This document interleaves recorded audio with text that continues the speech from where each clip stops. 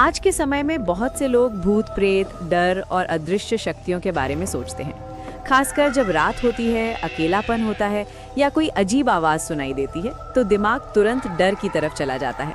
ऐसे में अक्सर एक नाम याद आता है, हनुमान जी। लोग कहते हैं कि अगर डर लगे तो हनुमान जी का नाम लो, हनुमान चालीसा पढ़ो और कोई भी बुरी शक्ति पास नहीं आएगी।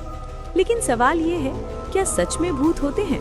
क्या हनुमान जी हमें उनसे बचाते हैं? और विज्ञान इस बारे में क्या कहता है? चलो इन तीनों को गहराई से समझते हैं। भूत का डर आखिर होता क्यों है? सबसे पहले हमें ये समझना होगा कि डर पैदा कैसे होता है। इंसान का दिमाग एक सर्वाइवल मशीन है। ये हमें हर खतरे से बचाने के लिए बना है, लेकिन कभी कभी ये ज्यादा ही रिएक्ट करने लगता है। जब तुम अंधेरे में होते हो और कुछ साफ दिखाई नहीं देता तो दिमाग खुद ही शेप्स और फिगर्स बनाने लगता है। कोई कपड़ा टंगा हुआ भी तुम्हें इंसान जैसा लग सकता है। हवा की आवाज़ भी किसी के कदमों जैसी लग सकती है। एक बहुत कॉमन फिनोमिनन है जिसे कहते हैं स्लीप पैरालिसिस। इसमें इंसान सोते सोते अचानक जाग जाता है, लेकिन उसका शरीर हिल नहीं पाता। उस समय उसे ऐसा लगता है कि कोई उसके पास खड़ा है या कोई दबा रहा है। कई लोग इसे भूत समझ लेते हैं, जबकि ये सिर्फ दिमाग और शरीर के बीच का मिसमैच होता है। इसके अलावा ज्यादा डरावनी फिल्में देखना, अकेले रहना, पहले से डर का माइंडसेट होना, ये सब मिलकर दिमाग को ऐसा बना देते हैं कि वो खुद ही डर पैदा करने लगता है। विज्ञान क्या कहता है? विज्ञान बहुत साफ कहता है कि आज तक भूत प्रेत के अस्तित्व का कोई ठोस सबूत नहीं मिला है।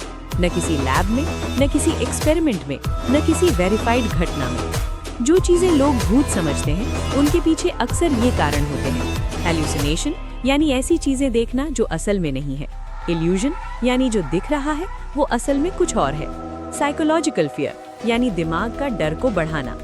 विज्ञान का नजरिया ये है कि हर चीज का एक लॉजिकल कारण होता है। अगर हमें अभी कारण नहीं पता तो इसका मतलब ये नहीं कि वो भूत है, बल्कि इसका मतलब ये है कि हमें अभी और समझने की जरूरत है। अब बात करते हैं हनुमान जी।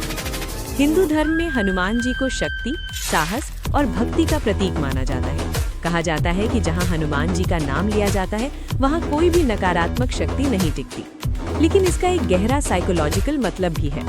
जब तुम हनुमान जी का नाम लेते हो या हनुमान चालीसा पढ़ते हो तो तुम्हारा ध्यान डर से हटकर शक्ति पर चला जाता है।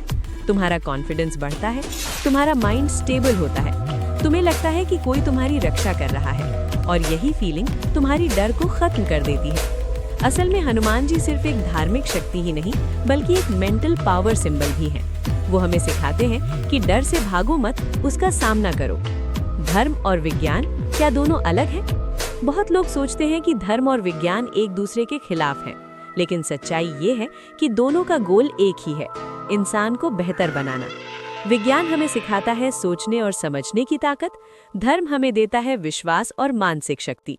अगर तुम सिर्फ विज्ञान को मानते हो तो तुम्हें लॉजिक मिलेगा, अगर तुम सिर्फ धर्म को मानते हो तो तुम्हें स्ट्रेंथ मिलेगी, लेकिन अगर तुम दोनों को बैलेंस करते हो तो तुम्हें फियरलेस माइंडसेट मिलेगा। असली भूत कौन है? अब सबसे बड़ा सवाल, अगर भूत नहीं होते तो डर किससे है?